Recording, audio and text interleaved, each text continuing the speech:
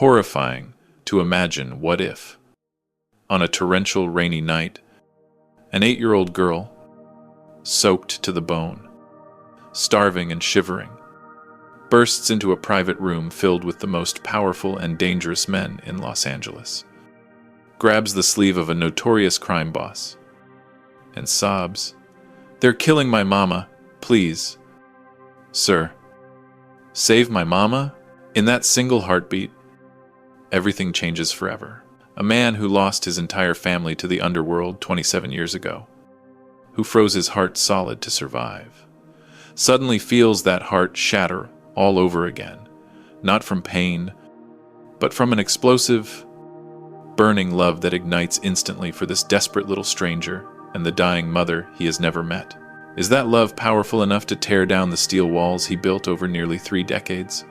Can a cold-blooded kingpin become the father and protector of a broken family the world once crushed? And the price of that love, will it demand blood, bullets, and the collapse of an entire criminal empire? Before we dive into this chilling and mysterious story, please remember to subscribe to the channel Crimson Romance Stories and like this video. Every subscription, like, and share from you is a huge spiritual gift and an incredibly profound source of motivation for the channel's growth, so we can continue bringing wonderful videos every day to everyone. There would be no greater joy than receiving your love and support through the comments you leave right below this video, comments sharing your emotions, or telling us which province or city you're living and working in while listening to this story. Alright, let's continue together and immerse ourselves in this amazing, captivating story that's filled with deep emotions. I sit at my usual corner table in the private back room of Hanok Palace, my flagship Korean barbecue restaurant in the heart of Koreatown, Los Angeles. The air is thick with the scent of sizzling prime galbi and pork belly on tabletop grills, mingled with the subtle aroma of ginseng tea steeping in porcelain cups. Crystal chandeliers cast a warm glow over dark wood panels and sleek granite tabletops, while outside the windows, the neon signs of Wilshire Boulevard flicker against the night sky. It is a Tuesday evening in early October 2025, and the place hums with the low murmur of well-dressed patrons, businessmen in tailored suits, families celebrating quietly, and my own lieutenants gathered around me. I am Ji-hoon Kim, though most call me John in this city where I have built everything from nothing. At 55 years old, my fair skin still holds the smooth features of my Korean heritage, a reminder of the parents who brought me here as a child from Seoul. My empire stretches far beyond these walls, high-stakes, underground poker rooms hidden in downtown lofts, protection arrangements that keep certain businesses safe, real estate holdings that launder the profits into gleaming towers.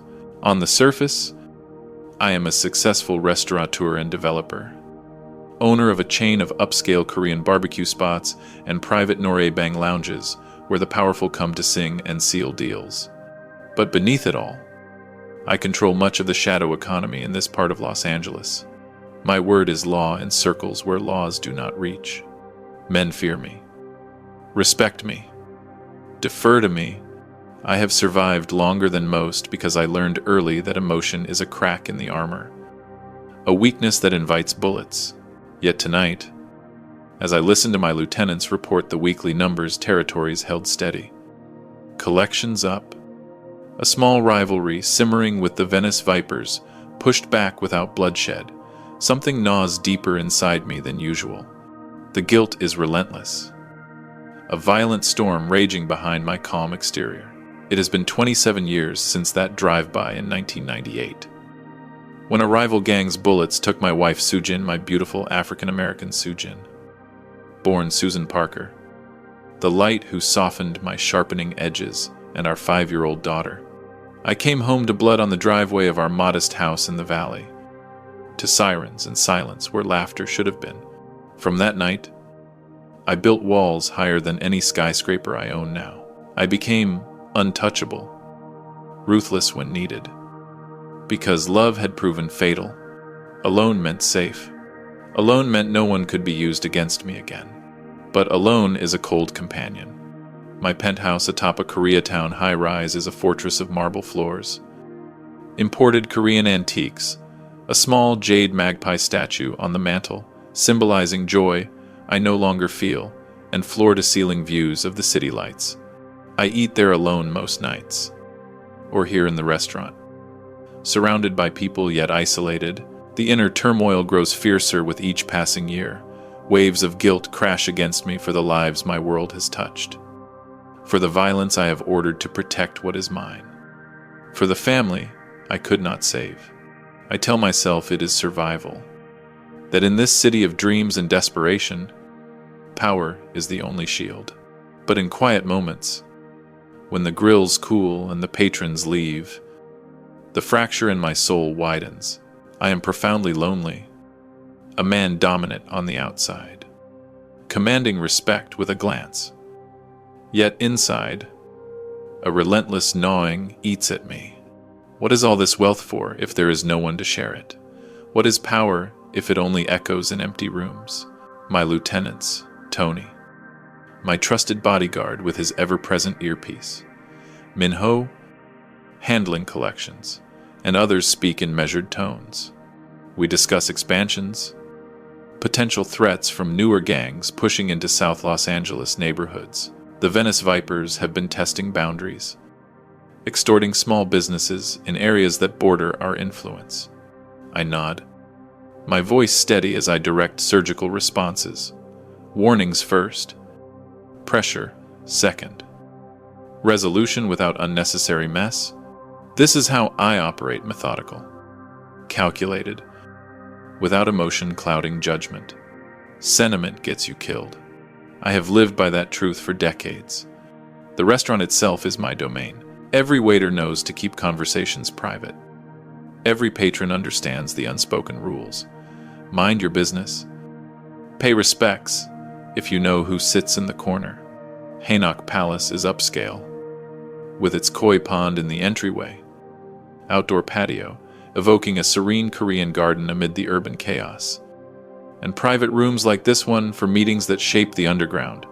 It buzzes tonight with the usual crowd, expensive wines poured, hushed deals made over plates of premium Wagyu and banchan arrays.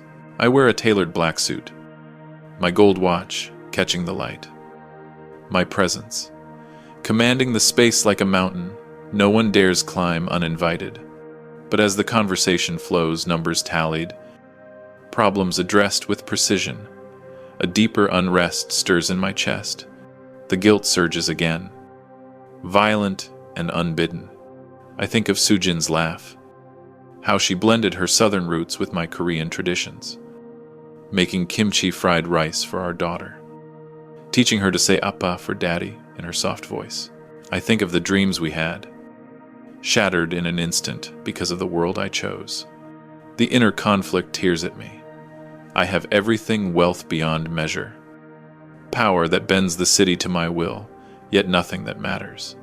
The loneliness is a fierce ache, hidden behind my dominant facade. I appear unbreakable, the feared Korean-American boss who rose from immigrant roots to rule shadows.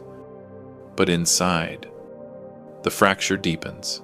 Each night alone amplifies the turmoil. The guilt for lives lost, for the man I became to survive. I sip my ginseng tea, the bitter warmth grounding me. The meeting continues. Territories divided, problems solved. But in my heart, the storm rages on, waiting for something, anything, to shatter the walls I built so carefully. Little do I know that on this rainy Tuesday evening, salvation will come in the form of desperate brown eyes and a small hand reaching for hope in the darkness. The meeting is flowing smoothly, Minho finishing his report on the Venice Vipers' latest moves. Tony quietly confirming that our warnings have been delivered when the heavy oak door to the private room bursts open with a force that rattles the crystal glasses on the table. The sound cuts through the low hum of conversation like a gunshot. Every head turns. My lieutenants tense, hands instinctively moving toward concealed weapons. The waitstaff freezes in the doorway. Even the soft sizzle of the tabletop grills seems to hush. I look up, calm on the outside, But inside, the old vigilance surges 27 years of survival, sharpening my senses in an instant. No one enters this room uninvited. No one. Then I see her. A small girl, no more than 8 years old, stands trembling just inside the threshold. Rainwater drips from her thin braids onto the polished floor. Her clothes, a faded purple hoodie, 2 sizes too big, threadbare leggings. Sneakers with holes at the toes are soaked through, clinging to her narrow frame. Her dark skin is ashen with cold and fear, her cheeks streaked with tears and grime. She is painfully thin. I can see the sharp edges of her collarbones beneath the wet fabric, the hollows beneath her eyes, speaking of nights without enough food, of hunger that gnaws deeper than any storm. Her small hands shake violently as she clutches the door frame for support. The room holds its breath. Some of my men rise halfway from their seats. Tony steps forward, ready to intercept.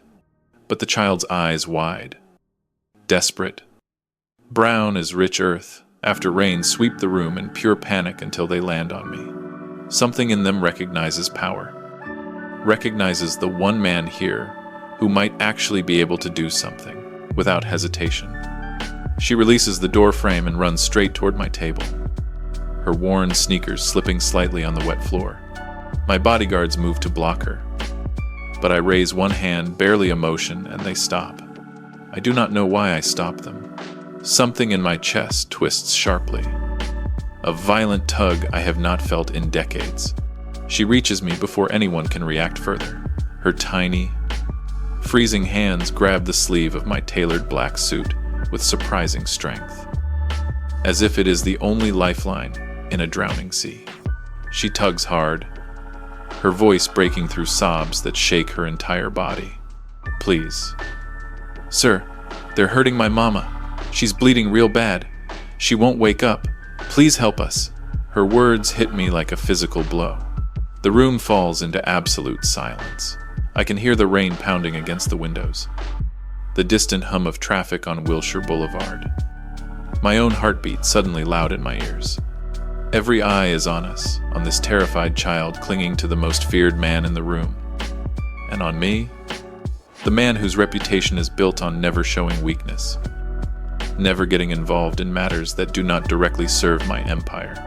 But I cannot look away from her face, those eyes wide with terror, yet burning with a desperate courage that no child should ever need, pierced straight through the walls I built after Soo Jin and my daughter were taken from me. The resemblance is not physical, yet it is unbearable. The same innocence, the same trust placed in a world that has already been cruel beyond measure, the same plea for someone, anyone, to make the hurting stop. Inside me, something fractures. A violent, searing pain rips through the carefully constructed ice around my heart. Guilt, long buried, surges up like floodwaters. Guilt for the family I failed to protect, for the softness I buried to survive, for every night I have spent alone in my penthouse while children like this one shiver in the rain. The remorse is relentless, gnawing, tearing.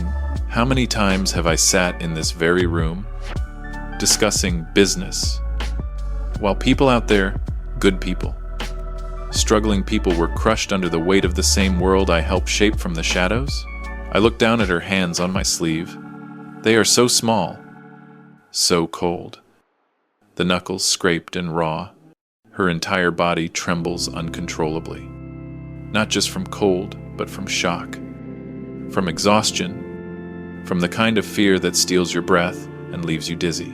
I can see the signs of deep poverty written on her, the way her ribs show when she breathes too hard, the dark circles under her eyes, from sleepless nights, worrying about her mother, the way she stands slightly hunched as if expecting the next blow from life itself.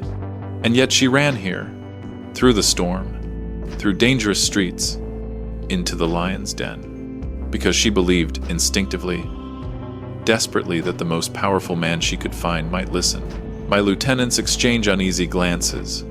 They have never seen me hesitate like this. Tony clears his throat softly, waiting for my order to remove her. but I cannot give it. The inner conflict rages. Every instinct honed over decades screams that involvement is weakness, that helping strangers invites vulnerability, that emotion will get me killed the way it got my family killed. Yet another part of me buried, starved, but suddenly roaring back to life, refuses to let this child go. I lower myself slowly to one knee, bringing my eyes level with hers. My expensive suit brushes the floor, but I do not care. Her grip on my sleeve tightens, as if afraid I will vanish. What is your name, sweetheart? My voice comes out gentler than I intended, gentler than anyone in this room has ever heard it. In Nia, she whispers, her voice small and trembling, respectful even through terror. Nia Jackson, please. Sir, my mama, she's at our place. Mama Aaliyah's Soul Kitchen. They came after closing, said she owed money, but we don't have any. Please. Her words tumble out between sobs, each one a knife in my chest. I piece together the story as she speaks. 2 enforcers from the Venice Vipers, demanding protection money her mother could not pay.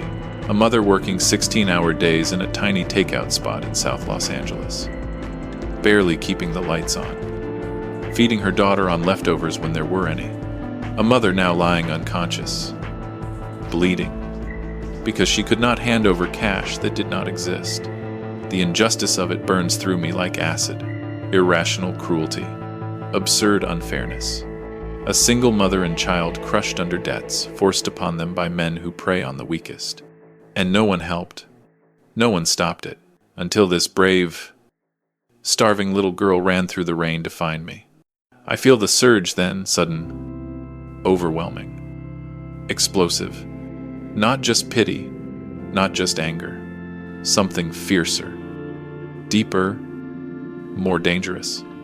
A burning, protective fire ignites in my heart toward this child and the mother I have never met. It is immediate, passionate, all-consuming. In that moment, looking into Nia's terrified eyes, I know I would tear the city apart to keep her safe. The love is instant and fierce. A violent rupture in the walls I built. It terrifies me, even as it floods me with purpose I have not felt in 27 years.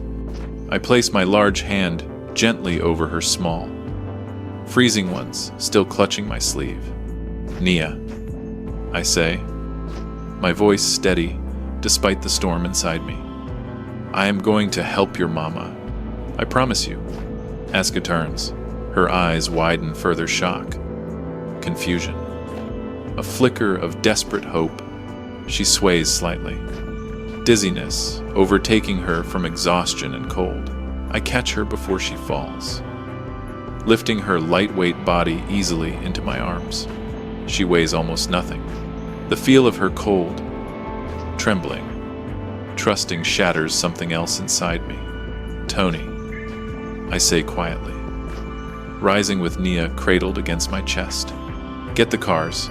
Call, doctor, park at Cedars-Sinai. Tell him it is life or death. Now, end quote. Tony hesitates only a fraction of a second, the first time in years, then nods and moves. I look down at Nia, her head rests against my shoulder, tears still falling silently. We're going to your mama now. I whisper, you're safe. Both of you will be safe. With Keverway in the minutes, as I carry her toward the exit, past the stunned faces of my men and the whispering patrons, the rain still pounding outside. I feel the full weight of what has just happened. The walls are cracking. The ice is melting, and for the first time in decades, the loneliness begins to recede, replaced by a fierce, burning love I cannot control and do not want to. Little do I know how much more this night will demand of me, how deeply it will change everything. As I carry Nia through the rain-slicked corridors of Hanok Palace toward the private exit, her small, cold body pressed against my chest. The world around me blurs. The chandeliers, the polished floors, the hushed whispers of patrons, and the hurried footsteps of my men. All of it fades into a distant hum. Her breathing is shallow, ragged from crying and running, her wet braids dripping onto my suit. She weighs almost nothing in my arms, a fragile bundle of bone and desperation, and yet she feels heavier than anything I have ever carried, heavier than the weight of empires, heavier than the gold watch on my wrist or the keys to my penthouse in my pocket. The storm outside rages harder now, wind whipping the glass doors as Tony holds them open. Rain lashes in, cold and sharp, but I barely feel it. What I feel is something far deeper, a violent, tearing sensation in my chest, as though the walls I spent 27 years building are splintering all at once. Nia's head rests against my shoulder, her tiny fingers still clutching the lapel of my jacket, as if letting go would mean falling into an abyss. And in that moment, with her trusting me completely, the past crashes over me like a tidal wave. I can no longer hold back. It is 1998 again. I see it as clearly as if it is happening right now. The modest house in the San Fernando Valley. The one Soo Jin and I bought with our first real savings, nothing grand. Just a small stucco place with a lemon tree in the front yard and enough room for the family we dreamed of growing. I remember coming home late that night. The streets quiet. The air warm with California summer. I had been at a meeting, the kind that laid the early foundations of what would become my empire. Protection deals, gambling rooms, the slow climb from immigrant struggle to power. I pulled into the driveway and saw the front door ajar. That was the first wrong thing. Soo Jin always locked it the moment the sun went down. My heart began to pound before I even stepped out of the car. Then I saw the blood, a trail of it on the walkway, dark against the concrete, more on the steps. And inside was a nightmare I still wake from in the few hours I allow myself to sleep. Soo Jin lay in the living room, her body twisted at an impossible angle, her beautiful face pale, eyes open but unseeing. Our daughter, our precious 5-year-old girl, Mi-yeon, who had her mother's warm brown skin and my dark eyes, was curled beside her, small hand still reaching towards Soo Jin as if trying to wake her from a nap. Both gone. Bullets meant for me. A message from a rival Vietnamese crew who wanted to show they could reach anywhere. Anyone. I dropped to my knees that night. The screams I let out brought neighbors running. But nothing could bring my family back. The police came, asked questions they knew would never be answered fully. The investigation went cold within weeks, and I learned the hardest truth of this life. Love is a liability. Softness is death. To survive, to protect what remains, I had to become stone. From that night forward, I buried everything tender. I built the walls higher, colder, impenetrable. I became the man Los Angeles whispers about, the fair-skinned Korean boss with the calm voice and the ruthless hand. I rose higher than anyone expected, turning grief into fuel, guilt into armor. My penthouse became a palace of isolation, imported Korean furniture, the jade magpie statue gathering dust on the mantel, floor-to-ceiling windows looking down on a city that feared me but never knew me. I ate alone, worked alone, lived alone, because alone meant no one else could be taken. Alone meant the bullets would only ever find me. But the guilt never left. It gnawed, relentless, day after day. Every deal I closed, every territory I claimed, every time I ordered pressure applied to keep order, I felt it, the knowledge that my choices, my world, had drawn those bullets to the two people who mattered most. The remorse grew violent inside me, a storm I kept chained behind calm eyes and measured words. I told myself it was necessary. That power was protection. That sentiment would only repeat the tragedy. Yet in the quiet hours, when the city lights blinked below my penthouse and the jade magpie stared silently, the fracture widened. Loneliness became my constant companion, a cold ache that no amount of wealth could warm. And now, holding Nia, her small, emaciated frame, shivering against me. Her desperate trust cracking every defense I have left. The memories flood back with brutal force. Her face, even streaked with tears and rain, carries echoes of my daughter's innocence. The way she clings to me mirrors how Miyun used to reach for Appa after a bad dream. The thought rips through me like shrapnel. Another child in danger because of the same kind of men who took my family. Another mother fighting alone against a world that crushes the vulnerable. The inner turmoil intensifies to a screaming pitch. Guilt surges higher than ever before, guilt for Sujin and Miyun. Guilt for every life my empire has touched.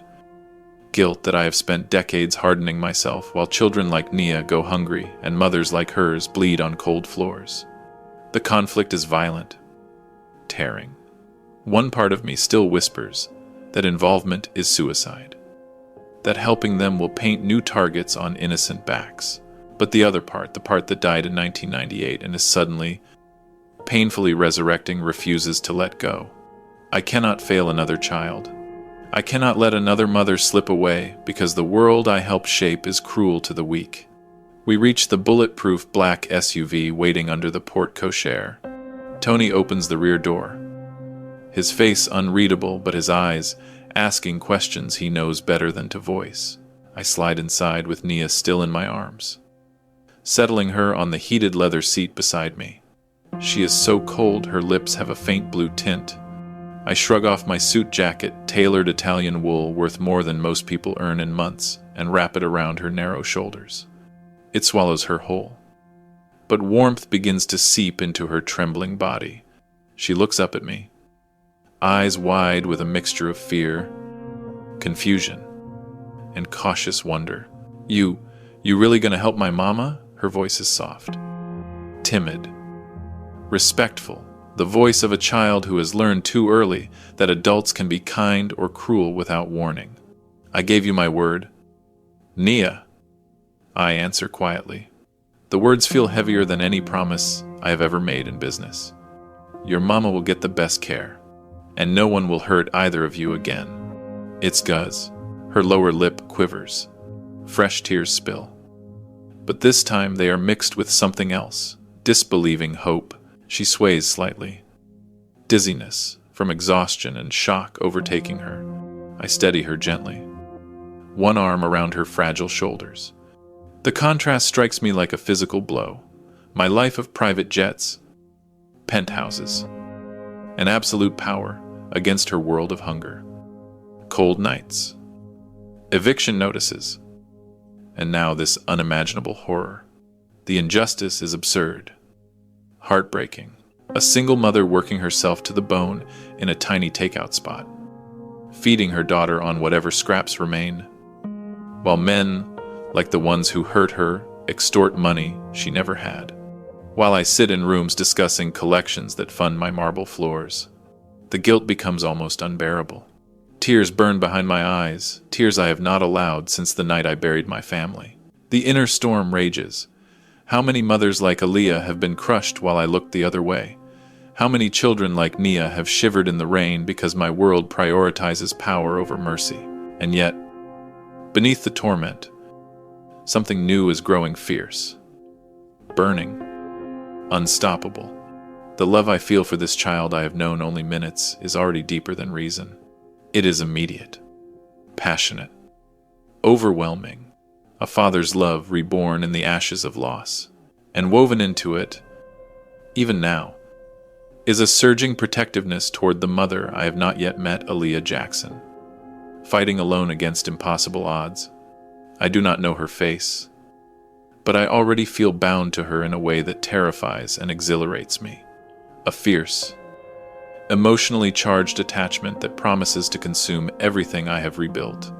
The SUV pulls away from the restaurant, tires hissing on wet pavement. Behind us, 2 more vehicles follow my men, ready for whatever comes.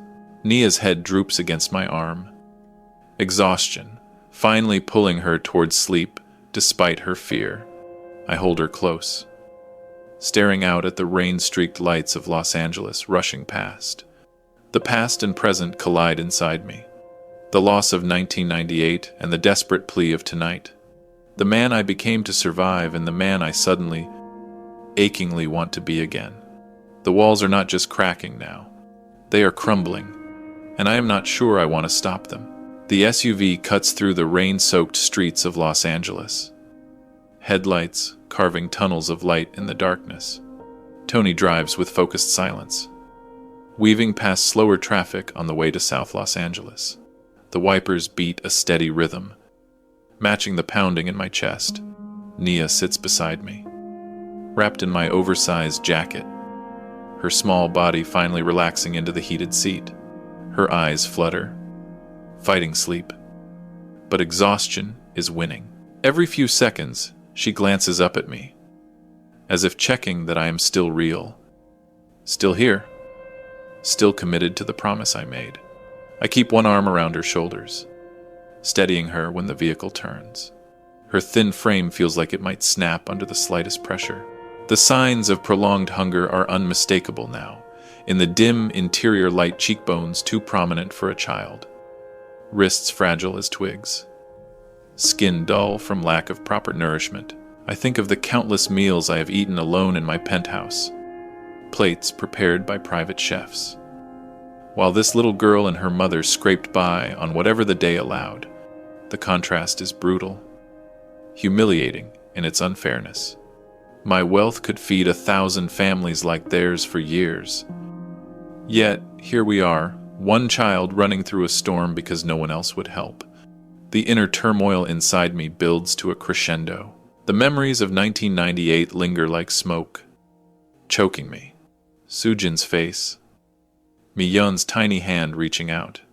The guilt is no longer a gnaw, it is a violent tearing, ripping open wounds I thought long scarred over.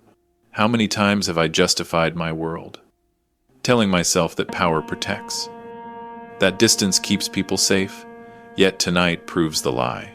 Distance allowed men like the Venice Vipers to prey on the weakest. My calculated neutrality, my refusal to get involved in street-level matters, let this happen. The remorse surges, hot and unrelenting. I am part of the machine that crushes mothers like Aaliyah Jackson, even if my hands stayed clean of this particular crime.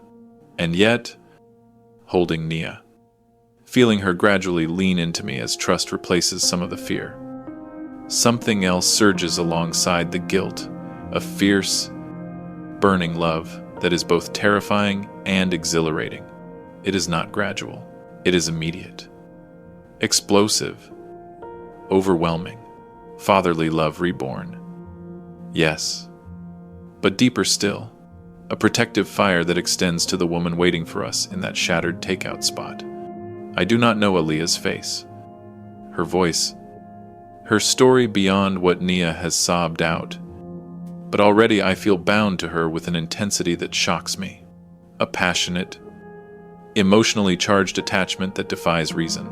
I would burn my empire to the ground before letting harm come to her or her daughter again. Naya's voice breaks the silence, soft and timid. "Sir, are you really going to make my mama okay?" She looks up at me with those wide brown eyes, cautious curiosity mixing with lingering dread. Her small hand rests on my arm now, no longer clutching in panic but seeking reassurance. I meet her gaze, forcing my voice to remain steady despite the storm inside. "Yes, Naya. Dr. Park is the best surgeon in this city. He owes me favors I have never called in until tonight. Your mama will have everything she needs." Speed, she nods slowly, but fresh tears well up. We don't have money for doctors. Mama always says we'll figure it out tomorrow. But tomorrow never has enough. Her words are heartbreaking in their simplicity, spoken with the quiet acceptance of a child who has learned poverty's language too young. Sleepless nights worrying about eviction, cold winds sneaking through cracked windows. The hunger that becomes a constant companion, she carries all of it in her fragile frame. The injustice hits me like a fist. Absurd. Cruel fate. A hard-working mother and brave daughter reduced to this because predatory men demand money that does not exist. While I sit in private rooms discussing percentages and territories, the emotional rupture widens. Tears threaten again, but I swallow them. Not here. Not yet. We turn onto the street where Mama Alia's soul kitchen stands or stood in better days, even from a block away. I see the devastation. The front window is shattered. Glass glittering on the wet sidewalk under flickering streetlights. Tables overturned inside. Paper takeout bags scattered like fallen leaves. Police tape has not yet arrived. No one called authorities. Probably because no one believed they would come.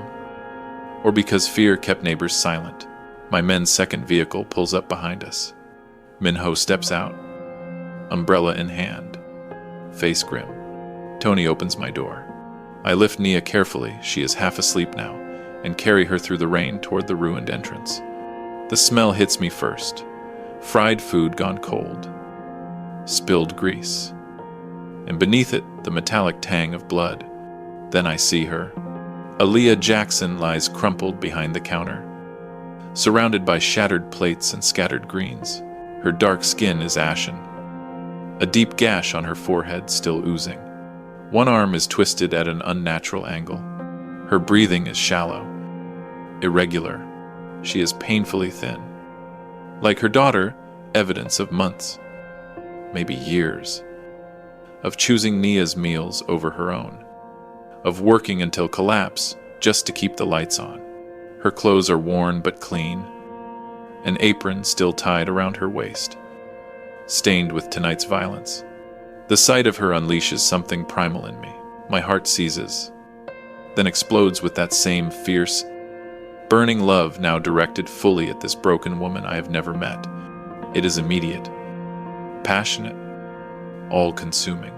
I feel it in every fiber, a need to protect, to heal, to give her the safety and dignity she has been denied for so long. The contrast between us is staggering, my life of luxury and dominance against her humiliating struggle at the edge of survival. And yet she fought. She stood between those men and her child until she could stand no more. I kneel carefully, still holding Nia, and reach out to touch Aaliyah's hand. It is cold, limp. Aaliyah, I whisper, though I know she cannot hear. I am here now. You are not alone anymore. And Nia stirs in my arms. Waking fully at the sight of her mother, a soft cry escapes her. Mama, she reaches out. But dizziness overtakes her again, shock. Exhaustion. Hunger combining into a wave that makes her sway. I steady her, murmuring reassurance. Doctor. Park arrives minutes later, rushing in with his medical bag and 2 nurses I recognize from past favors. He assesses Aaliyah quickly. Face tightening, severe head trauma, possible internal bleeding, fractured arm. We need to move her now. I nod, rising. Take her to the private wing at Cedars-Sinai. Spare no resource. Withers President down. As they work to stabilize her for transport, my phone buzzes. Minho's voice is low. Urgent. Boss. We located the 2 who did this. Diego and Rico Viper's enforcers. They're holed up at a bar on Florence. Bragging. Hardness. The rage is cold. Controlled. But beneath it, the emotional storm intensifies.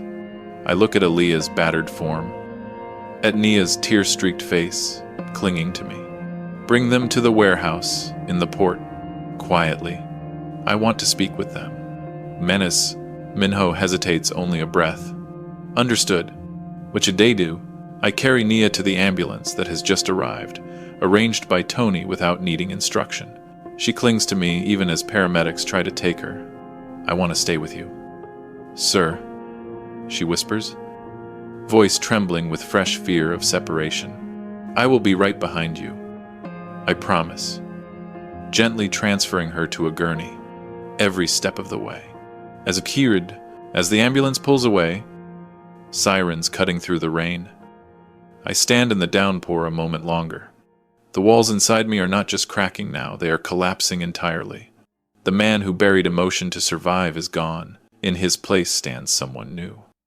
driven by a love so fierce it scares me more than any rival ever could. The guilt, the remorse, the violent inner conflict they remain. But they are transformed into fuel. I will protect these two with everything I have. My wealth, my power, my name, all of it now belongs to them. And God help anyone who tries to stand in the way. I ride in the ambulance with Nia, sitting on the narrow bench beside her gurney while the paramedics monitor Aaliyah in the back. The sirens wail overhead, cutting through the Los Angeles night. Red and blue lights flashing across rain-streaked windows. Nia's small hand is clasped tightly in mine, her fingers still cold despite the blankets piled over her. She stares at her mother's unconscious form, eyes wide with a mixture of dread and fragile hope. Every bump in the road makes her flinch, as if expecting the world to deliver another cruel blow. I keep my voice low. Steady, Nia. Sweetheart. Can you tell me what happened tonight? Everything you remember. It will help me make sure this never happens again. Who? And Appenin. She turns her face toward me, cautious curiosity flickering beneath the fear. Her voice is soft, restrained, almost a whisper, the voice of a child who has learned that speaking too loudly can invite trouble. Yes, sir, I'll try. Thanks for watching.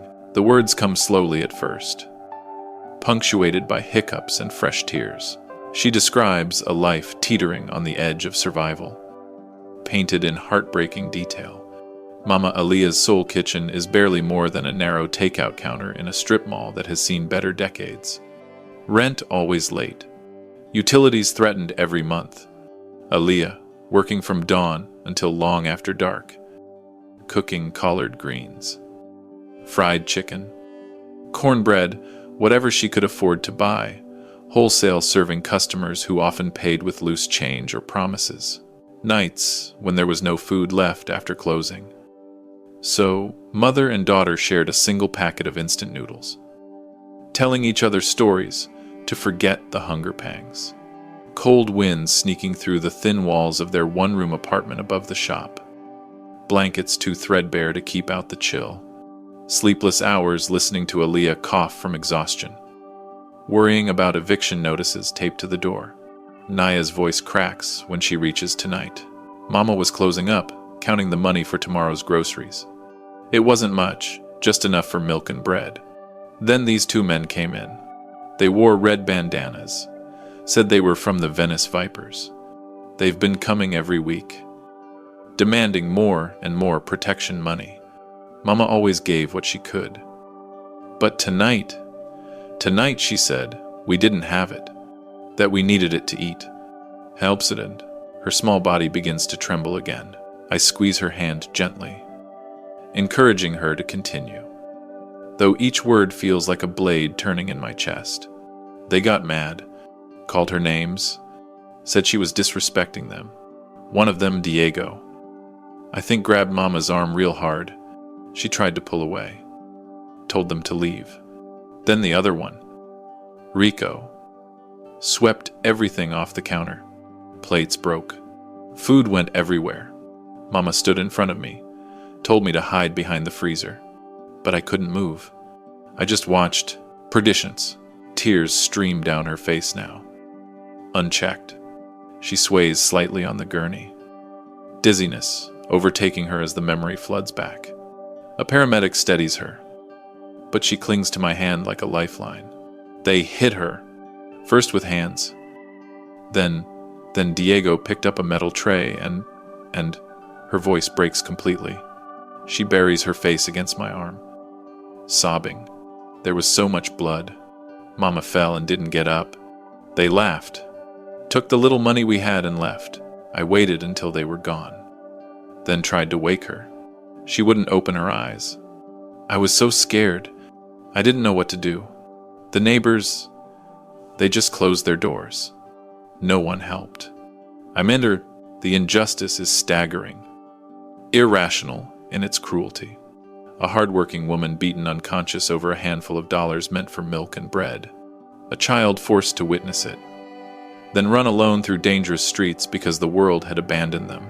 The contrast between their desperate poverty and my own life of excess burns like acid, while I discuss multi-million-dollar real estate deals over Wagyu and ginseng tea.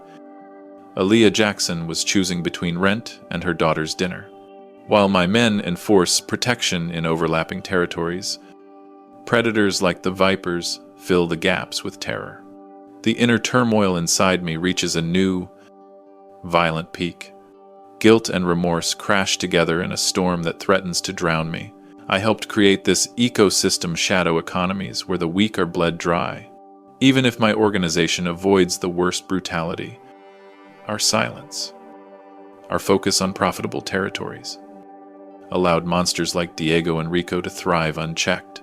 The emotional rupture is complete. Tears sting my eyes as I hold Naya closer, her small frame shaking with sobs that mirror the ones tearing through my soul. Yet beneath the torment, the love surges stronger than ever fierce, burning, all-consuming, for Nia. Yes, this brave child who found the courage to seek help when all hope seemed lost. But now, having heard her story, for Aaliyah too, the image of her standing defiant between those men and her daughter, thin from hunger yet unyielding in protection, ignites something deeper, a passionate, overwhelming attachment that is no longer just protective, it is romantic, electric, undeniable. I have not yet seen her conscious face, heard her voice, but I already know I would give everything to see her safe, to give her the life she deserves. The feeling is immediate and explosive, anchoring my heart in a way nothing has since Sujin. We arrive at Cedars Sinai. The private wing is ready, my call ensured it. Dr. Park meets us at the entrance, his team rushing Aaliyah straight into surgery. Nia refuses to let go of my hand as nurses try to take her for examination. Please, sir, don't leave, she whispers, voice timid and pleading, eyes filled with fresh fear of abandonment. I am not going anywhere, I assure her, lifting her into my arms again and carrying her inside. The contrast strikes everyone around us, hospital staff, glancing at the impeccably suited Korean-American man cradling a poor, battered African-American child, but I ignore it. In this moment, nothing matters but them. They settle Nia in a room adjacent to the surgical suite, IV fluids for dehydration, warm blankets, a pediatrician checking for signs of malnutrition. She fights sleep. Wanting updates on her mother, I sit beside her bed, holding her hand until her eyes finally close.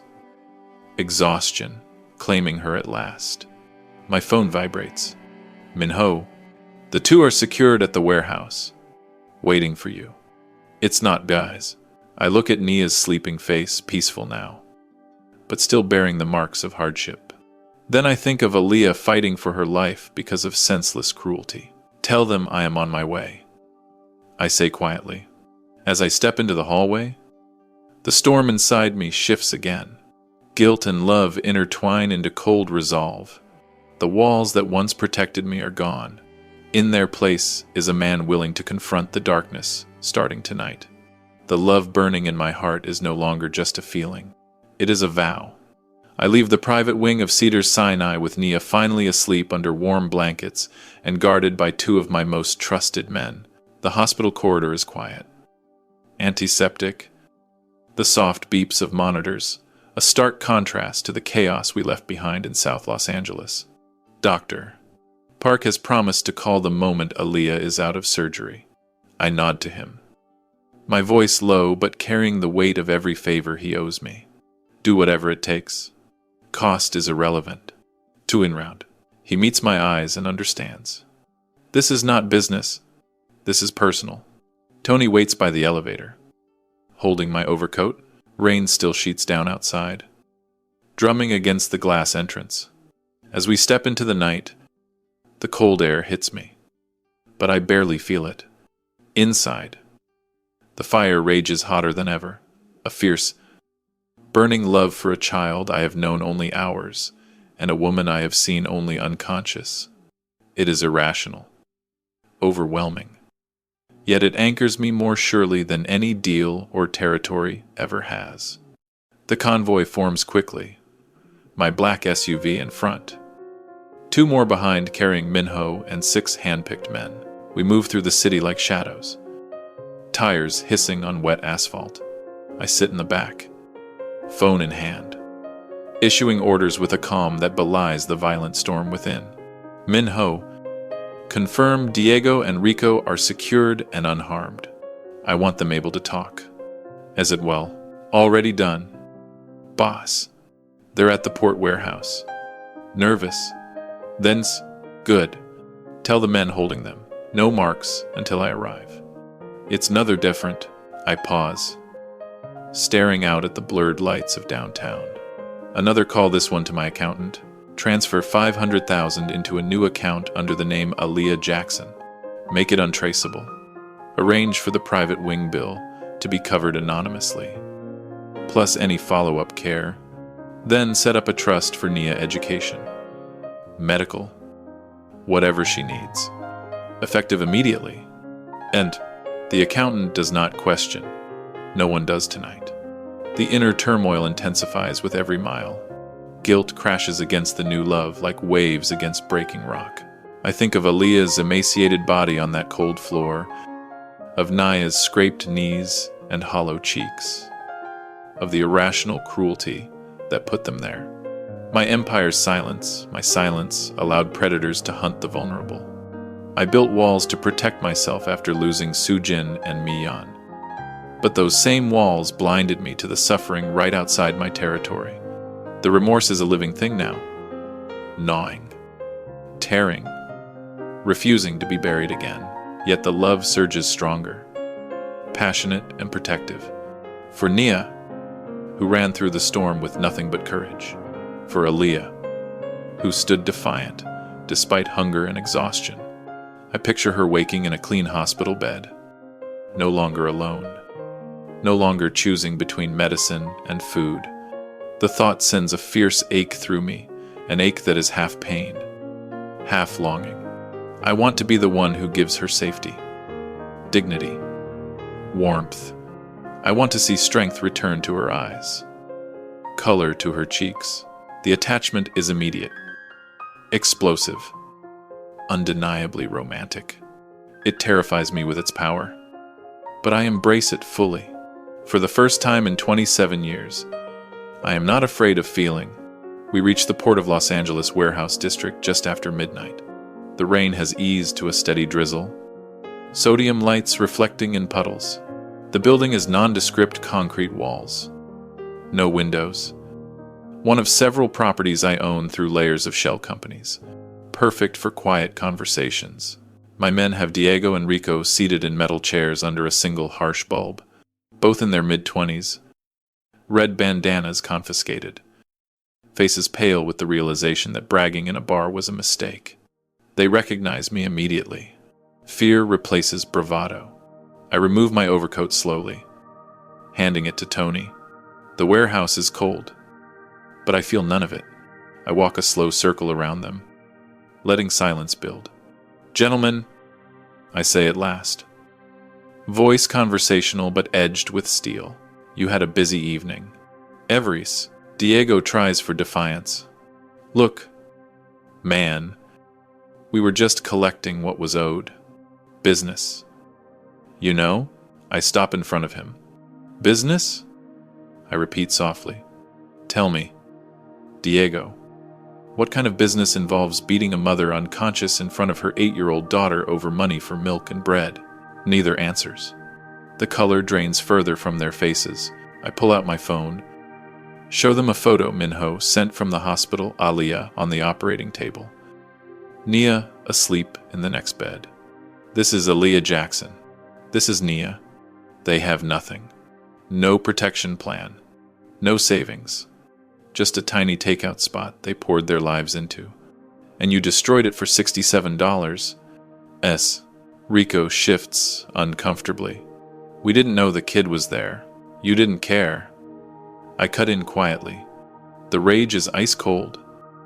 controlled, you never care who you hurt, as long as the fear spreads and the money flows up to Marcus Reyes. Well, end quote. They exchange glances. Mention of their leader makes them sweat harder. I lean in closer. Here is what will happen. You will tell me every location where the Venice Vipers collect in South Los Angeles. Every shop. Every amount. Every enforcer. Then you will help me calculate exactly how much has been taken from that neighborhood in the past year. Every dollar will be returned. Personally, Seed A. Diego swallows. We can't, Reyes will. I straighten. Reyes will learn that there are lines even in our world. Tonight, you crossed everyone. F it. I turn to Minho. Arrange a meeting with Marcus Reyes. Tonight, if possible. Neutral ground. Tell him Jihoon Kim wishes to discuss customer service. It's no to. Minho nods and steps outside to make the call. I look back at the two bound men. Think carefully about the choices you made. About the child who will have nightmares because of you. About the mother fighting for her life. Here's. My phone rings, Doctor. Park? I answer immediately. She's out of surgery, he says. Critical, but stable. The next hours will tell. But she's strong. The child is sleeping peacefully. Nurses say she keeps murmuring, "Thank you, sir," in her sleep. I was said. Relief floods me. Sharp and sweet. Keep me updated. 1717. I end the call and face Diego and Rico again. Aaliyah Jackson will live. Which means you move from attempted murder to aggravated assault. Consider yourselves fortunate. End quote. I walk toward the exit, pausing at the door. Pray she recovers fully. Because if she does not, I leave the rest unspoken. Outside, rain begins again. Tony opens the SUV door. Where to, Dufresne? Boss? Back to the hospital? I promised Nia I would not be far. If you wanted the spended, as we drive. The love burns brighter than any rage. The walls are gone. The man who buried his heart is gone. In their place is someone willing to reshape the city itself for a little girl's trust and a woman's survival. And for the fierce, passionate love that has claimed me completely. I return to Mama Aaliyah's soul kitchen just as the first hints of dawn begin to pale the rainy sky over South Los Angeles. The convoy parks discreetly down the block. Engines idling low. I step out alone at first, needing a moment to take in the full extent of the destruction before my men join me. The rain has slowed to a persistent mist, turning the street into a mirror of broken neon and flickering streetlights. The air carries the lingering scent of fried food mixed with wet concrete and something sharper despair. Perhaps. The small takeout spot looks even worse in the gray morning light than it did hours ago. The front window is completely gone. Jagged glass teeth framing an empty space where protection once existed. Overturned tables lie like fallen soldiers inside. Legs snapped. Paper bags and styrofoam containers are scattered across the floor. Contents spilled and trampled. Collard greens wilted in puddles. Cornbread crumbled under boot prints. Sauce stains spreading like blood. The counter where Aaliyah counted her meager earnings is splintered. The old cash register pried open and empty. Even the handwritten menu board hangs crooked. Chalk letters smeared by rain and violence. It is heartbreaking in its intimacy. This was not random vandalism. This was a message delivered with deliberate cruelty to a woman already crushed by life's irrational injustices. A single mother who poured every ounce of strength into this tiny place, only to see it destroyed over money she never had. I step through the broken doorway, glass crunching under my Italian leather shoes. My men follow quietly, flashlights cutting through the dim interior. The contrast strikes me anew, my life of tailored suits and bulletproof vehicles against this heartbreaking ruin born of poverty's relentless grind. While I command boardrooms and shadows, Aaliyah fought daily battles against hunger, eviction, cold winds that found every crack in her walls. The guilt surges, violent and unyielding. My world's indifference helped create the vacuum these vipers filled with terror. But the love burns hotter still. Fierce and passionate, thinking of Aaliyah's thin, battered body now in surgery, of Nia's trusting hand in mine. I feel a surge of protectiveness that borders on possession. They are mine to shield now. The emotional anchor pulls me forward. Minho approaches. Face grim. Clean sweep. Boss, no surveillance caught us picking up Diego and Rico. Reyes agreed to meet at 3 this morning in Downey. Neutral ground. Well, his affairs. I nod. Eyes still on the devastation. Good. But first, document everything. Photos for insurance claims. Then start cleanup. I want this place rebuilt better than before. New windows. Equipment. Everything. Anonymously funded. 2,000. My men move efficiently. One begins photographing the damage. Others carefully sweep glass and right furniture. I kneel beside the counter where Aaliyah fell, touching the dried blood on the floor. Her blood. The sight unleashes a fresh wave of inner turmoil. Remorse tears at me for every time I looked away from neighborhoods like this.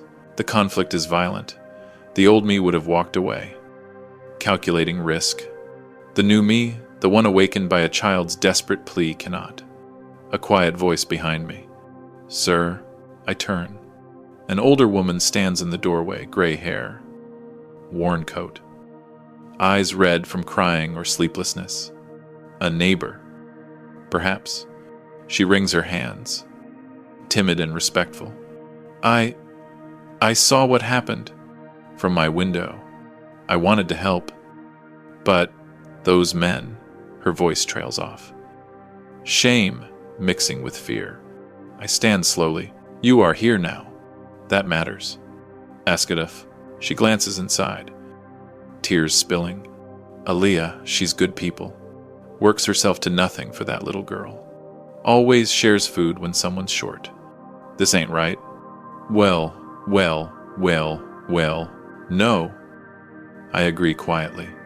It is not. And she hesitates, curious despite fear. You the one who took them to hospital? The fancy cars? I nod once. Thank you, she whispers, voice breaking. Lord knows they needed someone. With there's not bad as timins, she leaves as quietly as she came. The moment lingers, a quiet, condensed tenderness amid absurd unfairness. One woman's gratitude against a lifetime of crushed hopes. My phone buzzes. Dr. Park. Aaliyah is in recovery. Stable. She'll need time. But she'll make it. The child woke briefly, asked for you. I will not. Relief floods me. Sharp and overwhelming. I close my eyes a moment. The love surging again, passionate. All-consuming. Tell Nia I will be there soon. It's origins of the point. I look around one last time. The devastation is stark, but it will not stand. Like Aaliyah herself. This place will rise stronger. As we drive back toward the hospital, dawn breaking fully now. I feel the shift complete. The man who lived behind walls is gone forever. In his place is one driven by a love fierce enough to rebuild shattered lives, one brick. One promise. One heartbeat at a time. The sun is fully up by the time I leave the ruined shell of Mama Aaliyah's soul kitchen. But I feel no warmth from it. The dawn light only highlights the stark brutality of what happened here. Shattered glass glinting like cruel stars on the sidewalk. Overturned chairs, silent witnesses to a mother's desperate stand. My men continue their quiet work behind me. Documenting, cleaning, preparing for the rebirth I have ordered. But my mind is already racing ahead, to the hospital where Aaliyah fights for life, to the warehouse where Diego and Rico wait. Tony drives me back to Cedars Sinai first. I need to see Nia, to keep the promise I made in the rain. The private wing is a world apart from the devastation we left soft lighting. Hushed voices. The faint scent of fresh flowers arranged by staff who know my name without asking. Nia's room overlooks the city. floor-to-ceiling windows framing Los Angeles, spreading out below like a glittering promise. She is awake when I enter, sitting up in the oversized bed. IV line in her thin arm, delivering fluids and nutrients her body has longed for. A nurse has brought her a tray of fresh fruit, oatmeal, juice, real food. More than she has seen in one meal for months. Her eyes widen when she sees me. A mix of cautious relief and lingering fear. She still looks heartbreakingly fragile, emaciated frame swallowed by the hospital gown. Dark circles under her eyes from countless sleepless nights, listening to her mother's worried whispers through thin walls. "Sir." Her voice is soft, timid, respectful. "Is Mama okay?" I sit beside her bed, taking her small hand gently. "She is out of surgery. Doctor Park says she is strong. She will wake soon." Tears spill down her cheeks. But this time, they carry hope. She sways slightly dizziness from the sudden influx of care. From shock, finally catching up. I steady her, murmuring reassurance until she calms. "You stayed?" She whispers. Curious now beneath the exhaustion. "All night? Every moment." I answer, and I mean it. The love for this child is a fierce anchor, pulling me through the turmoil. A nurse updates me quietly. Aaliyah is in recovery. Stable. Moved to a private suite adjacent. I step in to see her bandages on her head. Arm in a cast. Monitors beeping steadily. She is still unconscious, but breathing on her own. Her face, even pale and bruised, strikes me with its quiet strength. The passionate attachment surges again, overwhelming. Burning. I brush a stray curl from her forehead, whispering a promise only she and I will ever know. My phone vibrates. "Minho, the guests are ready." And Ray is confirmed, 3 o'clock. I kiss Nia's forehead gently. "Rest now. Guards outside. I will return soon." The drive to the port warehouse feels shorter this time. Purpose sharpening every sense. The building looms dark against the morning sky. Concrete walls hiding what happens within. Inside, under a single hanging bulb, Diego and Rico sit tied to metal chairs. Their earlier swagger is gone, replaced by sweat and wide-eyed fear. They know who I am. My men stand silent in the shadows. I walk slowly, letting footsteps echo. "You chose poorly last night," I say quietly. Diego tries bravado. I raise a hand. Silence falls. I place a tablet on a crate between them, photos of the ruined shop, of Aaliyah in surgery, of Naya asleep in her hospital bed.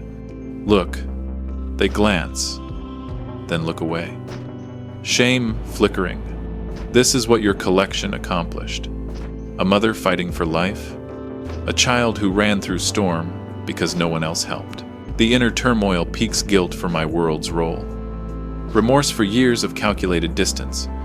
But love transforms it into cold clarity. You will give me everything. Names. Amounts. Locations. Then you will personally return every dollar taken from that neighborhood. Rico whimpers. Reyes will kill us. I lean close. Then pray he listens when I speak with him. They talk. Everything spills out, terrified. Detailed. As they finish, Dr. Park calls again. Aaliyah is waking, groggy, but asking for Nia. The relief is sharp. Emotional rupture, giving way to joy. I look at the two men one last time. You live today because she lives. Remember that. I leave them to my men secured, but unharmed further. The confrontation ends not in chaos, but in control. Driving back, the city alive now with morning traffic. I feel the shift complete. Wealth and power once shields, now tools to protect what matters. The love fierce, passionate, all-consuming guides every step. Aaliyah and Nia will never know cold winds or empty tables again. That is my vow. The warehouse in the port of Los Angeles feels colder than the morning air outside. the concrete walls absorbing what little light filters through high. Grimy windows. The space is vast and empty, echoing with every footstep as I enter. Diego and Rico sit tied to metal chairs in the center, illuminated by a single hanging bulb that swings slightly, casting long shadows. Their faces are slick with sweat, eyes darting between my men, standing silent in the corners. The bravado they showed in that takeout spot is gone, replaced by raw fear. I have changed clothes since the hospital. Dark jeans, black sweater, no suit. Something simpler for what needs to be done. Tony and Minho flank me as I approach slowly, letting the silence stretch until it becomes unbearable. Diego speaks first, voice cracking. "Mr. Kim, we didn't know it would go that far. Just a collection." I stop in front of them, close enough that they can see the calm in my eyes, masking the storm inside.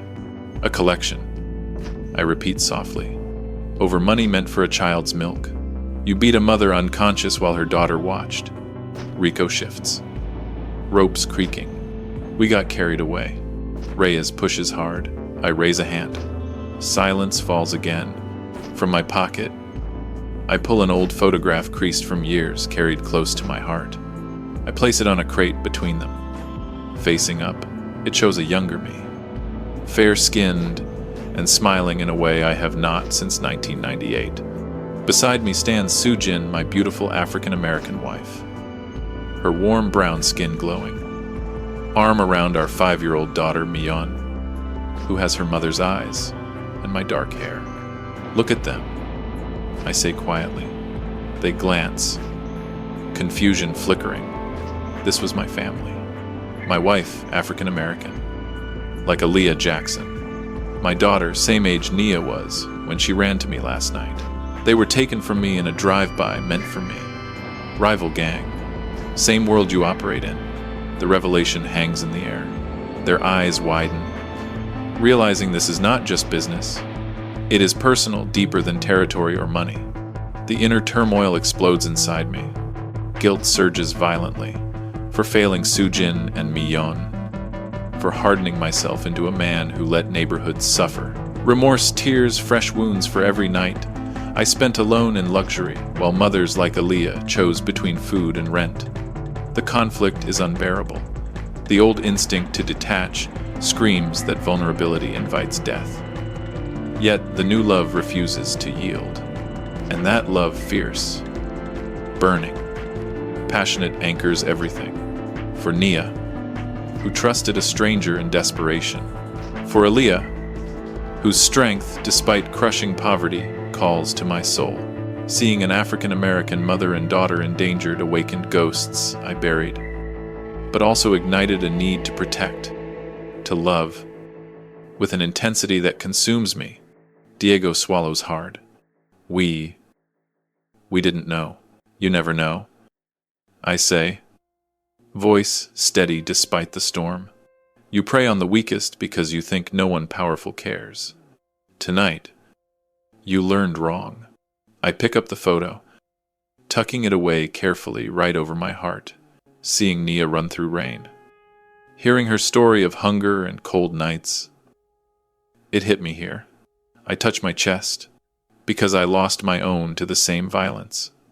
Your actions awakened something I thought dead.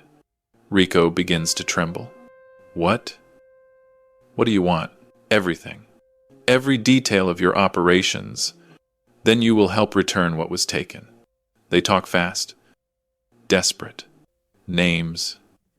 Amounts. Hidden stashes. My men record it all. As they finish, my phone rings. Dr. Person. Parked from the hospital, Aaliyah is fully awake, confused, in pain, but asking for Nia, and wondering about the man who saved them. The words send relief and longing crashing through me. I look at Diego and Rico one last time. You live because she lives. But remember this face. I tap the pocket over my heart, and theirs. I turn to leave, the warehouse door echoing shut behind me. Outside, Morning light strengthens. The confrontation ends not in chaos, but in quiet power. The love guiding me is no longer hidden. It is the force reshaping everything. Back at the hospital, in the luxury of the private suite far removed from the hardship they knew, I will sit with them and begin the healing for all of us. The abandoned auto shop in Downey sits under a sky still heavy with the day's rain. Sodium lights buzzing faintly overhead. The air smells of old motor oil, rust, and wet asphalt. It is 3 o'clock in the morning, the hour when the city holds its breath between night and dawn. My black SUVs pull in first, cutting silent arcs through puddles. Marcus Reyes arrives moments later with his own crew, 6 men trying to look hard, but I see the tension in their shoulders, the way their hands stay close to their waists. I step out alone into the open space between the vehicles. Tony and Minho remain by the doors. Watchful, Reyes approaches. Younger than I expected, perhaps 35, gold chains flashing. Red bandana tied loosely around his wrist like a badge. He carries the swagger of someone who has never truly been tested. "Mr. Kim," he says, offering a hand I ignore. "Didn't think you'd come out for street-level stuff." I let the silence stretch until it becomes uncomfortable. My eyes study him the way I study any threat, cataloging weaknesses, measuring how much pressure it will take to break the illusion of control. Street level. I repeat at last. Voice, low and even. "Is that what you call putting a mother in the hospital and terrorizing her 8-year-old daughter?" His smile falters. Business gets rough sometimes. My boys might have overstepped. But the woman was behind. 3 months. I interrupt quietly. Because she spent her savings on medicine when Nia had pneumonia last winter. She chose her child's life over your extortion. And you sent animals to punish her for it. The temperature seems to drop. My men have positioned themselves strategically around the garage. Reyes' crew shifts uneasily, realizing this is not the negotiation they expected. Reyes tries to recover. "Look, we can work something out. Compensation. Maybe. Keep peace in the neighborhoods." I take 1 step closer. He instinctively backs up half a pace. "Compensation," I say. "You want to buy your way out of what you did to a woman who works 16-hour days for scraps? Who goes hungry so her daughter can eat? Who has known nothing but cold winds and empty tables for years?"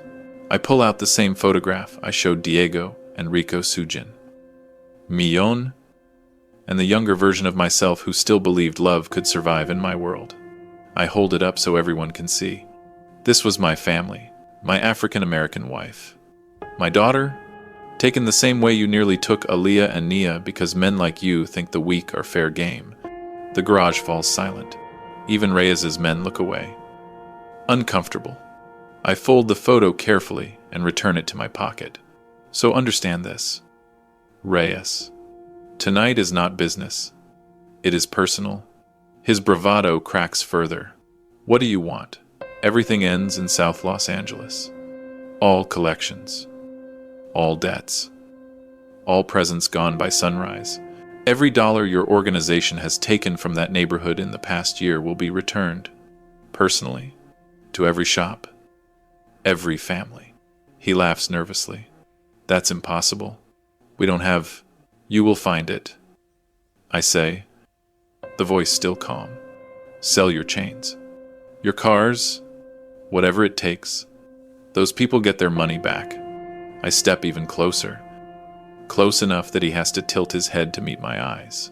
And if I ever hear of a viper within 10 blocks of Aaliyah's shop again, if one of your people so much as looks in her direction, I will come for you. Not with warnings. Not with meetings. With everything I have. The threat hangs absolute. No shouting. No posturing. Just truth. Reyes swallows. Gold chains suddenly looking cheap. We will pull out. Money back. All of it. I nod once. Good. My people will oversee the returns. Starting tomorrow. I turn to leave. Behind me. Reyes calls out. Voice smaller now. Kim. We didn't know it meant something to you. I pause at the door without turning. Now you do. The SUVs pull away, leaving Reyes and his crew in the flickering light. No shots fired. No blood spilled. Just the weight of consequence settling on them like the rain that begins again as we drive. Inside the vehicle, the inner storm rages on. Guilt for the years I allowed such predators to exist unchecked. Remorse for every time I calculated profit over people. The conflict tears at me old habits, whispering that mercy is weakness, that exposing my heart invites new bullets. But the love overpowers everything. Fierce, passionate, undeniable. For Nia. Asleep in a warm hospital bed instead of a cold apartment. For Aaliyah, waking to safety instead of fear. They have cracked me open. These two strangers who are no longer strangers. And I will spend whatever remains of my life making sure no one ever hurts them again. The city blurs past the windows as we head back to Cedars-Sinai. Dawn is near. For the first time in 27 years, I feel something like hope. 2 weeks have passed since that rain-soaked night in early October 2025. The city has moved on, but I have not. Every day, every hour, has been devoted to Aaliyah and Nia. The private wing at Cedars-Sinai became their sanctuary. Clean sheets, warm meals delivered on trays, nurses who smile without pity. Aaliyah's bruises have faded to yellow shadows, her cast a temporary reminder of what she endured. Nia has gained weight, her cheeks rounding, her eyes brighter. I visit daily, bringing small things, fresh fruit from Koreatown markets, children's books, a soft stuffed rabbit for Nia that she named Mr. Hop has noted. Aaliyah watches me with cautious curiosity at first, her voice soft and restrained when she speaks. Mr. Kim, I don't understand why you're doing all this. We're nobody to you. It's crazy. I sit beside her bed, careful not to crowd her. You are not nobody. Not to Nia. Not to me. End quote. She looks away. Confusion and lingering fear in her eyes. Years of poverty, of landlords banging on doors, of choosing between medicine and food, of cold winds cutting through thin walls, have taught her that kindness from powerful strangers always comes with a price. But slowly, day by day, the suspicion softens. She begins to ask questions about my restaurants, about the ginseng tea I bring her. I answer honestly, leaving the shadows unspoken. The love inside me grows fiercer, more passionate with every visit. For Nia, it is fatherly and protective. For Aaliyah, it is deeper and overwhelming, burning attachment that steals my breath when she smiles. I catch myself watching the way her fingers curl around the teacup, the way her voice lilts when she thanks me. I have not felt this alive since before 1998. My men have been busy. The Venice Vipers dissolved their South Los Angeles operations overnight. Money has been quietly returned, envelopes left on doorsteps, deposits made into struggling accounts. Mama Aaliyah's soul kitchen is being rebuilt, new windows, modern equipment, fresh paint, all funded anonymously through layers of companies. The neighborhood whispers about a guardian angel. They do not know it is the same man the city fears in darker circles. But not everyone accepts defeat quietly. It happens on a crisp afternoon in late October. I arrive at the hospital earlier than usual, carrying a small box of fresh macarons from a French-Korean bakery Nia has come to love. The private wing is calm, sunlight streaming through large windows. I nod to the guards, posted discreetly in the hallway, my own men, not hospital security. As I approach Aaliyah's suite, I hear Nia's laughter inside light, carefree, a sound I have become addicted to. Aaliyah's softer voice answers, teasing. My heart swells. Then the lights flicker. A muffled pop echoes from the stairwell, silenced gunshot. My training takes over. I drop the box and draw my weapon in one motion, shoving open the door. 2 men in maintenance coveralls are inside the room, masks pulled up, pistols equipped with suppressors. One has Naya pinned against the bed, hand over her mouth. The other stands over Aaliyah, gun raised. Time slows. Naya's eyes meet mine wide with terror, tears already spilling. Aaliyah struggles weakly against restraints they must have just applied, her face drained of color. Voice muffled by tape, rage and love explode in the same instant, violent, all-consuming. I fire twice, controlled shots. The man over Aaliyah drops. The second spins toward me, dragging Naya as a shield. I dive forward as he fires muffled pops. Pain sears my left shoulder, hot and blinding. I crash into him, driving him away from Nia. We hit the floor hard. My good arm locks around his throat until he goes limp. Alarms blare. My men burst in, weapons drawn, securing the room. I stagger up, blood soaking my shirt, vision tunneling from shock and blood loss. But I see only them. Nia huddles in the corner, shaking violently, dizziness overtaking her as trauma crashes back. Aaliyah strains against the tape, eyes wild with fear and confusion, tears streaming. I rip the tape from her mouth first. "Are you hurt?" She shakes her head, voice breaking. "No, but you, oh God, you're bleeding." I free her wrists, then stumble to Nia, pulling her into my good arm. She clings to me, sobbing uncontrollably. I thought they were going to take Mama again. Never, I whisper fiercely, pain radiating through my shoulder but irrelevant. Never again. There's actions. Hospital security and my men swarm the room. The attackers, rogue vipers, refusing Reyes's pullout, are subdued or eliminated. Police will be called. Statements managed. But none of that matters now. I collapse into a chair, blood pooling, dizziness threatening to pull me under. Aaliyah kneels beside me despite her weakness, pressing a towel to my wound with trembling hands. Her eyes search mine, shock, gratitude, something deeper flickering. "You took a bullet for us," she whispers, a voice soft and awed. "Why?"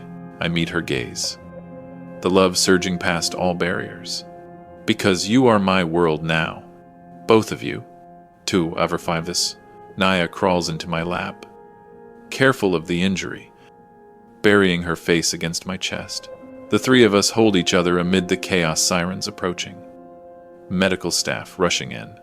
The inner turmoil reaches its most violent peak, guilt for bringing danger to them even as I tried to protect. Remorse for every year I lived detached while people suffered. Terror that I almost failed again, like 1998, but the love fierce, passionate, unbreakable overpowers everything. In this moment of blood and tears, it becomes absolute. Doctors wheel me to surgery. Aaliyah walks beside the gurney, holding my hand. Nia on the other side, clutching my sleeve, as anesthesia pulls me under. I know one truth with complete certainty. I would take 1,000 bullets before letting harm touch them again. They have become my reason, my redemption, my everything. The days following the assassination attempt blur into a haze of hospital rooms, guarded corridors, and quiet conversations whispered over pain medication and healing wounds. My shoulder throbs constantly, the bullet having torn muscle and grazed bone. But the physical pain is nothing compared to the violent storm inside my chest. I lie in a private suite down the hall from Aaliyah and Nia, monitors beeping softly, IV lines delivering antibiotics and fluids. Doctors come and go, marveling at my progress. But I barely hear them. My mind replays the moment I burst into the room, the masked men, Nia's terrified eyes, Aaliyah bound and helpless. The guilt is unbearable. I brought this danger to them. My world, my enemies, nearly took them from me before I could fully claim them as my own. Yet even in the torment, the love burns brighter, more passionate than ever. It is the only thing keeping me sane. Aaliyah visits every day, pushing herself despite her own lingering weakness. She brings homemade cornbread wrapped in foil, baked in the hospital kitchen with special permission, and sits by my bedside for hours. At first, she is cautious, voice soft and restrained, eyes lowered in that respectful way, born of years, facing a world that offered little kindness to a poor single mother. Mr. Kim, John. She corrects herself shyly one afternoon. I still don't understand. You could have walked away that night. Why risk everything for strangers? I turn my head on the pillow to look at her. Sunlight from the large window catches the warmth in her brown skin. Now regaining color after weeks of proper meals. She is still thin evidence of too many nights choosing Nia's hunger over her own, but there is strength in her eyes that makes my heart ache. You were never strangers. I answer quietly. From the moment Nia grabbed my sleeve, you became my responsibility. My family. It's me, Jads. Her breath catches. Confusion flickers. Then cautious curiosity. Family don't take bullets for each other unless... She trails off. But I see the question. I reach for her hand with my good arm. She lets me take it. Fingers trembling slightly. Because I love you. Aaliyah. Both of you. It happened the instant I saw Nia's desperation. Heard her story of cold nights and empty tables. It grew when I saw you lying broken on that floor, fighting for your child with everything you had left. And it became unbreakable when I realized I would die before letting anyone hurt you again. It's never well, tears well in her eyes. Years of poverty, of humiliation at food banks, of sleepless worry over bills, of cold winds that stole warmth from their tiny apartment, have taught her to distrust sudden salvation. She pulls her hand back gently. Not in rejection, but in fear of believing. I'm nobody. John. Just a woman who couldn't keep her baby safe in her own shop. You're powerful. Rich. You could have anyone. With creases go and the facted. The words tear at me. The contrast between us, my penthouse views, and private jets against her lifelong struggle at the edge of survival has never felt more cruel. I push myself up slightly, wincing at the pain but needing her to hear me. Power and money mean nothing if they cannot protect the people who matter. You and Nia are what matter now. Everything else is just noise. And a little sings. She stays silent a long moment. Emotions shifting across her face, dread that this is temporary. Unease at the intensity. Then a flicker of hope she dares not trust. Dizziness overtakes her. She has been pushing too hard, and she sways in the chair. I steady her with my good hand on her arm. Breathe. Aaliyah, I am not going anywhere. They were captious. Nia visits next. Escorted by a nurse. She climbs carefully onto the bed, mindful of my injury, and curls against my side. You got hurt because of us, she whispers, voice small and respectful. I'm sorry. We'll hear in the Mandas. I wrap my arm around her fragile shoulders. I got hurt keeping you safe. I would do it 1,000 times. Yes. She looks up, eyes wide with the same cautious wonder her mother shows. You really mean it? We can stay with you? The question pierces me. Emotional rupture threatens tears I have not shed in decades, burn hot. Yes. Little one. Always. Espa said, that evening, when the hospital quiets, Aaliyah returns alone. She sits closer this time, changing the bandage on my shoulder with hands that tremble less. Our conversation deepens. She speaks of her late husband lost to a construction accident 3 years ago, of raising Nia alone on tips and hope, of nights praying for just one more day of light and heat.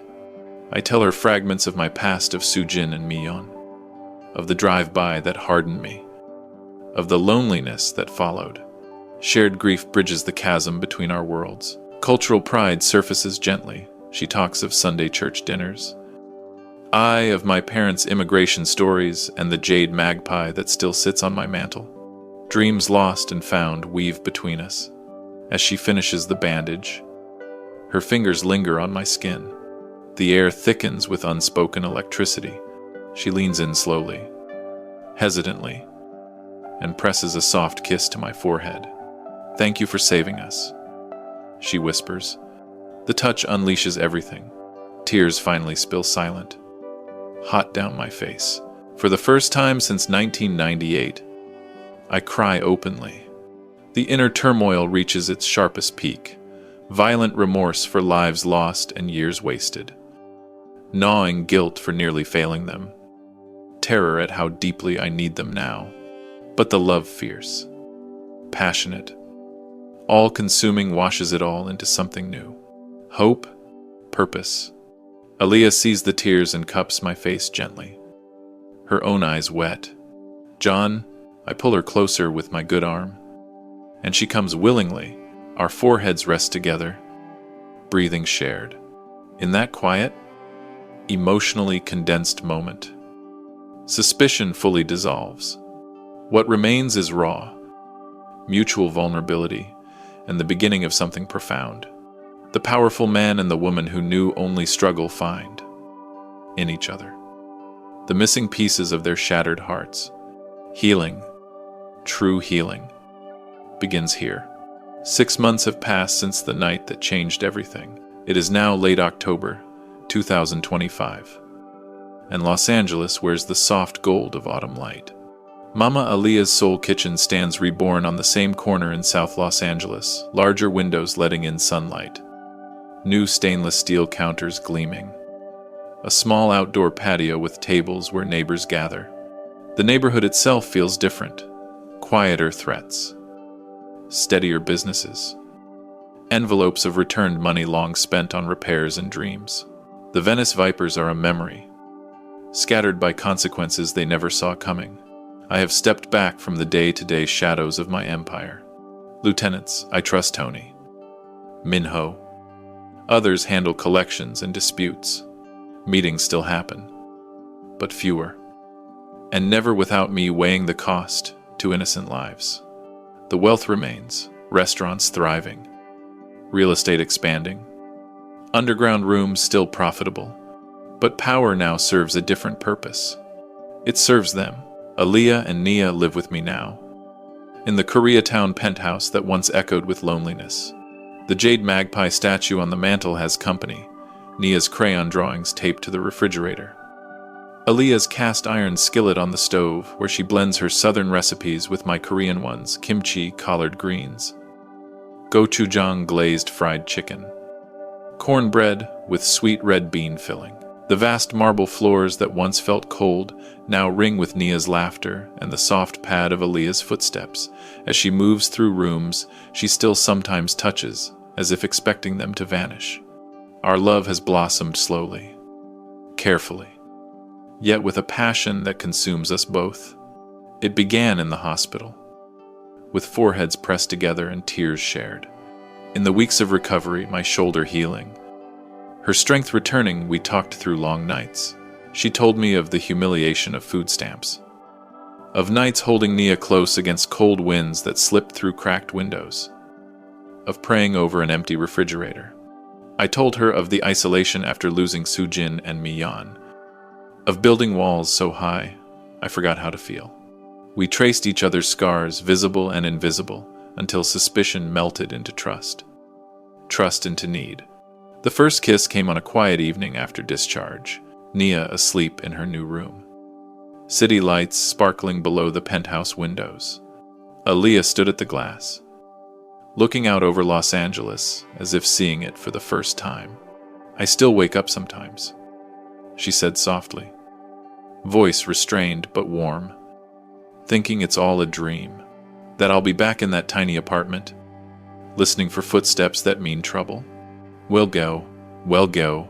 I came up behind her, careful of my healing arm, and wrapped it around her waist. She leaned back against me without hesitation.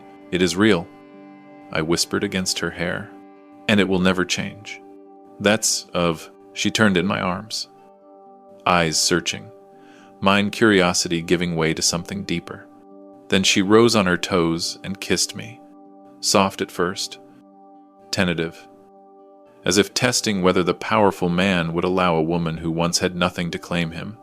But the moment our lips met, the passion exploded fierce, burning, overwhelming. Years of loneliness, of suppressed longing, poured out. My good arm tightened around her, her hands sliding into my hair. The kiss deepened.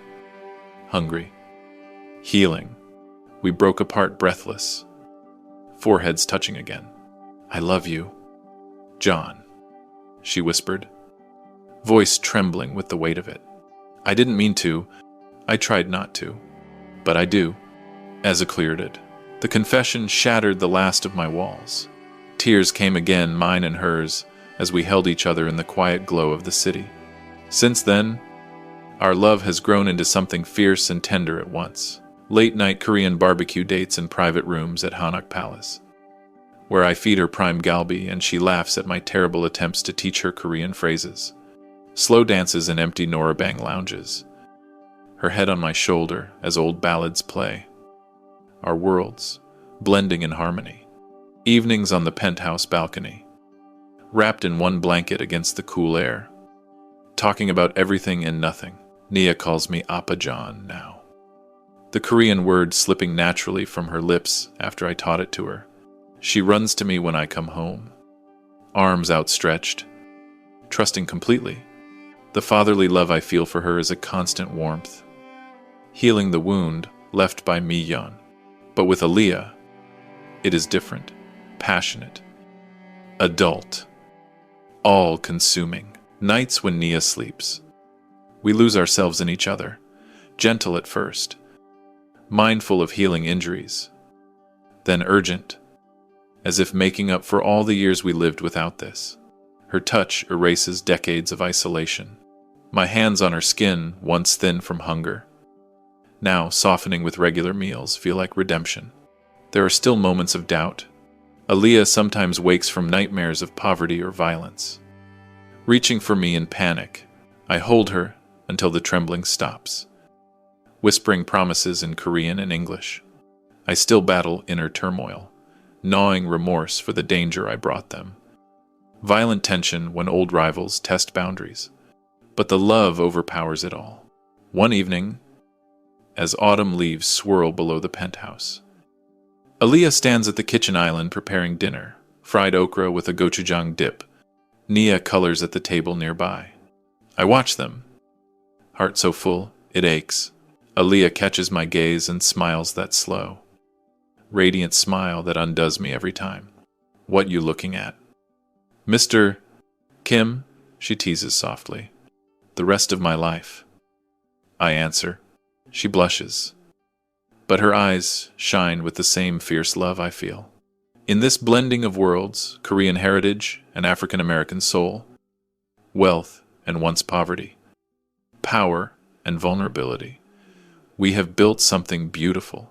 The passionate love that began with a child's desperate plea has blossomed into a family, and for the first time in 27 years, I am whole. It is my 56th birthday. A quiet evening in late October 2025. The penthouse is filled with the scent of Aaliyah's peach cobbler baking in the oven and the subtle aroma of ginseng tea steeping on the counter. Nia has insisted on decorating handmade paper streamers in red and gold draped across the living room. Balloons tied to chairs. A small Happy Birthday Appa John banner stretched above the dining table. The city lights sparkle below us like scattered diamonds. But my eyes are only on them. Aaliyah moves through the kitchen with a confidence she has earned over these months, apron tied over a simple dress, her figure softened by regular meals, her smile easy and warm. Nia bounces between helping her mother and checking on me, making sure I stay seated as the birthday king. The sight of them together, safe and happy in this home that was once so empty, fills my chest with an ache that is both painful and beautiful. The inner turmoil has not vanished. It never will completely. Guilt still whispers in quiet moments for the years I spent detached, for the danger I brought into their lives, for the family I could not save 27 years ago. Remorse gnaws when I remember the cold nights Aaliyah and Nia endured while I slept in luxury. But the love, the fierce, passionate love that claimed me that rainy night has transformed the turmoil into something bearable. It has given the pain purpose. After dinner, grilled short ribs alongside mac and cheese. A perfect blend of our worlds. We sit together on the wide sofa. Nia crawls into my lap, holding a small, wrapped gift she has been hiding all day. Her eyes shine with excitement and a touch of shyness. "This is for you." "Appa John," she says softly. Voice respectful but warm. "Mama helped a little, but I made it myself." "That's guys." I unwrap the paper carefully. Inside is a handmade card, a crayon drawing of the three of us holding hands beneath a cherry blossom tree in full bloom. At the center, glued carefully with clear tape, is an origami magpie folded from paper. She painted a soft jade green. The world stops. It is identical to the last gift Mi-yeon gave me before she was taken a paper magpie she made in kindergarten, symbolizing joy and good news in the stories my mother told. I had kept it in a drawer for years, unable to look at it, unable to throw it away. Now, 27 years later, another little girl, brave, kind, once starving in the cold, has unknowingly recreated it. My vision blurs. Tears come sudden and unstoppable, spilling down my face in silent streams. The emotional rupture is complete. Sobs shake my shoulders, not the controlled tears of the hospital, but deep, wrenching release. All the buried grief for Soo-jin and Mi-yeon. All the remorse for years, lived in isolation. All the terror of nearly losing Aaliyah and Nia, it pours out in this moment of perfect, painful healing. Nia freezes. Worried. Did I do it wrong? I pull her close with one arm. Reaching for Aaliyah with the other, she joins us, wrapping around us both, her own tears falling. "No. Little one." I manage through the tears. "You did it perfectly. This is the greatest gift I have ever received." What has came into? We hold each other on that sofa for a long time, three hearts beating together. The past and present merge not in loss, but in continuation. Mi-yeon's joy lives on in Nia's kindness. Soo-jin's warmth lives on in Aaliyah's love. Later, when Nia is asleep, Aaliyah and I stand on the balcony under the stars. The city hums below. But up here, there is only quiet. I take her hands. There is something I need to ask. He's like the special. From my pocket, I draw a small velvet box inside. Soo-jin's ring. The one she wore every day. I had it resized, cleaned, ready for this moment. "Aaliyah," I say, voice steady despite the emotion. "You and Nia have given me back my life. You have shown me that love is stronger than fear, that family can be chosen and built again. I do not want another day without knowing you are mine fully, forever." Oh, I kneel, careful of the old shoulder injury. "Will you marry me?" Tears stream down her face, but her smile is radiant. She nods before words come. "Yes, John. Yes, I." We kiss under the Los Angeles sky, slow, deep, passionate. The love that began with desperation has become our foundation. In the months that follow, we marry quietly, a small ceremony in a Koreatown garden. Nia as flower girl, close friends and trusted lieutenants as witnesses. Aaliyah wears a simple white dress with lace echoing Korean hanbok patterns. I wear the suit from the night I first met Nia, now a symbol of rebirth. The empire continues, but reformed protection now genuine. Debts forgiven where hardship exists. Power used to lift rather than crush. Mama Aaliyah's soul kitchen becomes a community hub. Profits shared with neighbors. Nia attends the best schools, her future secure. And in our home, we build traditions. Sunday soul food dinners. Tuesday, Korean barbecue. Saturday movie nights with popcorn and origami lessons. Love has transcended skin color, class, past tragedy. Wealth and poverty could not stop it, only shape how fiercely we hold it now. This is the greatest knowledge life has taught me. Compassion changes everything. This is the deepest life lesson. Humanity lives in choosing love over fear. This is the truest education. Family is not only born, but made. Knowledge reminds us that second chances exist. Life lesson after life lesson shows that healing is possible. Education through pain and joy teaches that love is the only empire worth building. Knowledge, life lesson, education, they all point to one truth. A hardened heart can soften. A broken life can mend. When courage and compassion meet. To everyone watching, may you be blessed with good health, a joyful life, and daily peace. If this story touched you, please subscribe to Crimson Romance Stories. Like this video, and share it with someone who needs hope today. Tell me in the comments, how did this story make you feel? Does it remind you of real life? Have you seen love overcome impossible odds? Share your thoughts and emotions below. I read every one. Goodbye for now. And I look forward to seeing you in the next video.